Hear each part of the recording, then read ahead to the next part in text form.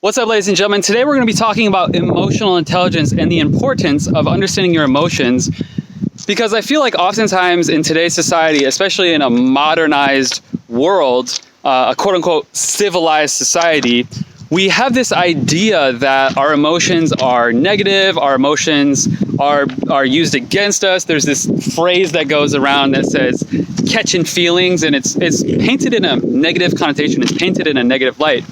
And the challenge or the issue that I have with that is that we all catch feelings. We all have emotions. It's a part of our everyday life. So if we're going to ostracize our emotions and push them away from us, all that we're doing is simply delaying our understanding and our intelligence and the wisdom that comes from what's called emotional intelligence or emotional IQ. And I believe it's very important to understand emotions because our emotions can be used in our favor.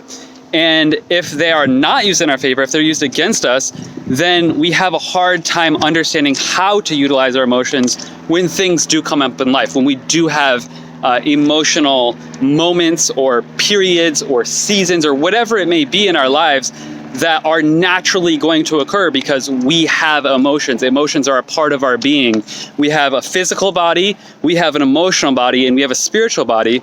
And the emotional body is often neglected simply because it's not understood, and therefore it's ostracized and casted out because people don't want to address it, and they're afraid of talking about things like vulnerability, which is really a strength, even though society paints it as a weakness. So the reason this is so important is because emotions are powerful. They are powerful indicators of where you're at in life, and they're powerful indicators of where you are going. So if you don't understand your emotions, these indicators will move in a negative direction.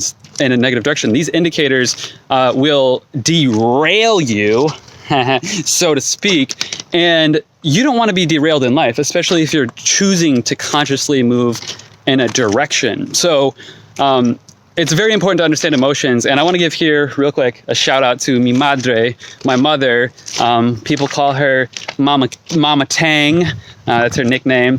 But she is someone who has taught me a lot about emotional intelligence and understanding emotions in life, as it's part of her work and her practice. So today I want to talk about two direct concepts, but before I get into that, I want to break down the word emotion a little bit more clearly so that hopefully it's a bit more understood and you can understand the relevance and the significance and the importance of emotion flowing through you, not getting stuck in you. So the word emotion, just think of the word emotion. Think of the E-motion. Put a dash in between those two. In between E and motion, E-motion. Emotion is simply energy in motion. And if we corrupt our emotional body by taking energy in motion, and creating stagnancy and creating a halted state for these emotions, what happens is that they actually get stuck in our body. Now, this is not like woo-woo science. This is concrete. Because there are many people, and you could research this, look it up yourself. There's many books that discuss this. Feelings Buried Alive Never Die is a great book that discusses this topic in particular. But when people trap their emotions in their body, oftentimes their heart, what's the number one killer in the United States of America? Heart disease, number one. Number two, cancer. Emotions, which mainly affect the heart, get stuck and create stagnancy within the emotional body, which creates stagnancy within the physical body. So if you care about your physical health and you care about your well-being, then you need to care about understanding your emotions and the importance and relevance of them. So just remember, emotions, the word emotion, it breaks down into emotion, energy in motion, and that when your emotions are stuck or stagnant within your body and you're experiencing an emotion over and over and over again that has a repressing or suppressing energy to it, you're actually harming both your physical and emotional body, and it's harming your ability to communicate, it's harming your ability to be healthy, it's harming the flow of energy, the flow of circulation, the lymphatic movement in your body. So it's very important to understand that emotions are relevant, they are important, and they do play a role in your life. Now, let's get to the juicy stuff. Emotions are both positive and negative. I think we would all agree that there's positive emotions and there's negative emotions. We all want more of the positive emotions. We all want more of the love, the joy, the gratitude, the creativity, these states or feelings of feeling great, feeling good. These are the positive emotions that we desire. The negative emotions, on the other hand, we ignore them or deny them or suppress them or completely block them off because we don't want to deal with them. The problem with that, the challenge with that, is that these emotions need addressing. If emotions are not addressed, they become stagnant within the emotional body, which creates stagnancy within your emotional state, which creates stagnancy within your physical state as well. So it's very important to understand that if you desire more positive emotions, you need to understand the relevance of negative emotions and deal with them, address them, face them. Don't let them get stuck in a state of stagnancy within your being. So that's a very important lesson to understand. And a phrase that is easy to remember that goes with this is, what you resist persists. In other words, if you have a negative state, feeling, or emotion, and you resist that state will continue to show up. That state will continue to rear its ugly head into your life until you stop and be patient with yourself and be patient with your emotional state and your emotional body and actually address why this keeps coming up, why this is occurring. So it's a very important thing to understand. Another important concept to understand is that in life, we all have trauma. We all have pain. We all have suffering. I don't care if you're white, black, brown, man, woman, whatever else you may identify as. It doesn't matter. Whoever you are, wherever you are in life, you are going to face pain. You are going to face trauma. You are going to face hardships. You are going to experience a shitload of difficulty in life, no matter which side of the tracks you come from. The green grass side, the no grass side, the brown grass side, it doesn't matter. You are going to experience a lot of pain and suffering in life. That is a fact. And the sooner you realize and accept that fact, the easier it will be to navigate these turbulent winds and these choppy waters. So it's very important to understand that you're going to experience pain and trauma. And the sooner you realize that and simply accept it for what it is, the sooner you will get the blessing and the lesson and the blessing that comes from those experiences. So when these experiences occur, we oftentimes create a response within the emotional body that creates a perception, a framework of the world that we're living in. And it has to do with our emotional state and the state of our beliefs, or the state of our perception of the world around us. So there's two very important concepts here to understand. Number one is vows, and number two is judgments. And this is something I learned from my mother. Shout out to Mama Tang once again. Number one is vows. Vows are promises. They're internal promises that we make to ourselves. When something happens in life, a pain, trauma, suffering, abuse, whatever it is or may be, that experience will create a vow, will create an internal promise that you'll say something along the lines of, I'll never do that again. I won't be caught in blank, blank scenario again. Blank, blank. It's a promise to yourself. Now, these promises are neither bad nor good or positive nor negative. They are simply responses to the conditions of the environment that you were in at the time.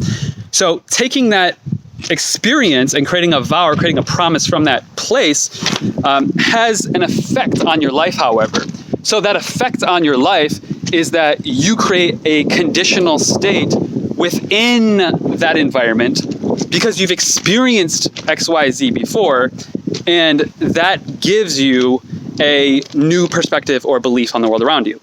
The flip side of that coin is judgments. Now, judgments are projected punishment on others. It could be a single person, it could be a group of people, it could be anyone or anything, but typically it's a person or a group of people. Oftentimes in our world today, it could have to do with religion, politics, race, subgroups of people, right? So when we create vows and judgments, what we're doing is we're creating contracts. We're creating internal contracts with ourselves. A vow is an internal contract with ourselves that we won't do this or that again, and it's typically often rooted in not. So I won't do this, I won't do that, or because it's a protection mechanism, right? So trauma is being too far, and then the protection mechanism is the vow, the promise to be safe, stay safe, the verbiage we hear today, basically. So the vow is an internal process. The judgment, on the other hand, is an external projection of punishment on others based on a perception or a belief that you've had that is a program. Now, it's really vitally important to understand that the vows and judgments that we make in our lives dictate our character. Now, if you want to be a person of high character, of high class, of high relevance, wherever you go, if you want people to respect you, honor you, appreciate you, love you, all the positive things in life, then you must be a person of high character. Now, the more trauma and suffering we face in life, guess what happens? The more we stack on vows and judgments, because the vow is the promise of internal protection, and the judgment is the reasoning behind it that allows us to stay safe, play small, and back into our box, because they, them, he, she, whatever, created this environment or this condition that I was the victim of. And that's a very dangerous state to be in, because if you're always the victim, when are you the victor? If you're always affected negatively by your environment and your circumstances, how will you come out positively, right? Our environment is very important. So it's very important to understand that vows, internal promises, and judgments, external projections of punishment on others, dictate our perception of the world, our perception of reality, the state of our beliefs, and the state of our conditioning to be open and walk in a unified state of love, which is the truest, highest source of perception that any man or woman can possibly attain or achieve in our lives. So it's very important to understand the roots produce the fruits. And if the roots are rooted in vows and judgments of people, of groups, of society, so on and so forth, then these conditions that we have imprisoned ourselves with become our reality. We're imprisoning ourselves. That's the ultimate truth. So just keep in mind that vows and judgments are powerful and they have repercussions. And if we don't understand what vows we made throughout our entire life from, zero on, and we don't understand the judgments that we've made from zero on up until now, then we aren't going to understand our conditioning, our beliefs, our emotions in the box that we've encompassed ourselves in. And if we don't understand the box that we've encompassed ourselves in, how can we possibly have the perception of the world and the life that we desire if we are stuck in a box? So, my friends, take some time to understand the vows and judgments you've made in your life. Take some time to understand the promises you made to yourself and the judgments you've made of others, because these perceptions, beliefs, and emotions will play on autopilot over and over and over again, and they will create a conditioned state of mind, emotion, and being that will entrap you when you desire to be free. And it's very important to understand that our job, our role, our relevance, and our value as a human being is not to be the judge, jury, and executioner. That is not and is never meant to be our job. But we fall prey to this trap because it's easy to he say, she say, blame game, oppressor, oppressed, victimhood mentality. It's easy to do that. But at the end of the day, we don't know the full story. We don't know the truth. We just know our experience. We don't know what the oppressor is going through. We don't know the emotions, the judgments, the vows, the beliefs, the conditioning, the abuse that the oppressor has received in their life to create a position in their life that caused them to be that way. So for us to judge the judgers, for us to judge the oppressors who are judging others, is only adding to and multiplying the negativity of the problem. It's only creating an emotional conflict within us that then projects into the world and creates more negativity for all. It's very important to step back. So one thing mi madre, my mom, says all the time is she says, stay in neutral. That's her creed, that's her credo, that's her anthem for life. It's stay in neutral. She says her explanation is vows are stepping back and judgments are stepping forward. So if you think about it like a car, when you're charged emotionally and your emotions are running the show, your emotions are running your cognitive being, your programming, all that kind of stuff, a vow is stepping back in protection, a judgment is stepping forward in projection of punishment, right? So it's very important to stay in neutral and to recognize where neutral is. Now, I know that's, to some people, an unpopular opinion. I don't give a fuck. Because staying in neutral gives me the most dignity, the most grace, the most understanding, and the most empathy of anyone. So anyone who wants to take their judgments, projections of punishment on others, and their vows, protection of themselves, and not understanding the full situation on both sides of that scale, they can keep that. But I'm going to stay in neutral, and I'm going to love, and I'm going to see through the highest eyes of love, because that is the highest eyes of unity. So at the end of the day, we all have a choice. We have a choice to make. The choice is very simple. It's a very simple choice. The choice is to walk in neutrality and walk in compassion and understanding, or the choice is to judge and project and create vows and judgments that box us in. I want to leave you with a very valuable story that I heard recently from a film called The Shack. Now, in the film, the woman who is sort of projected as an angel is talking to this man, and the man in the film, his young daughter was abducted and killed. And he starts expressing his anger towards the oppressor of his daughter, the person who kidnapped and killed his young daughter. And the woman starts asking him questions. So he says, like, one of the things he says is, I want him to be punished. I want him to die. I want him to burn in hell. Things like this.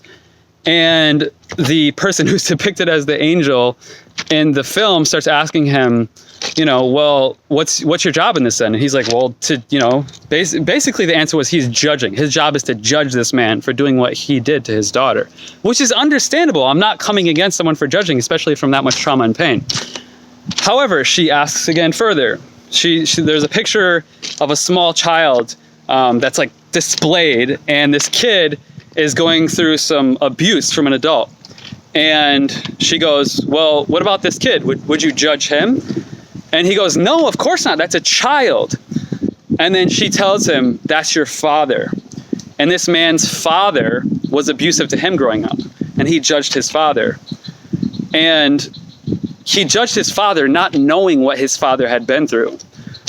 I'm getting goosebumps right now. It's very important to understand that judgment comes from a place of fear and misunderstanding. Judgment does not come from a place of understanding.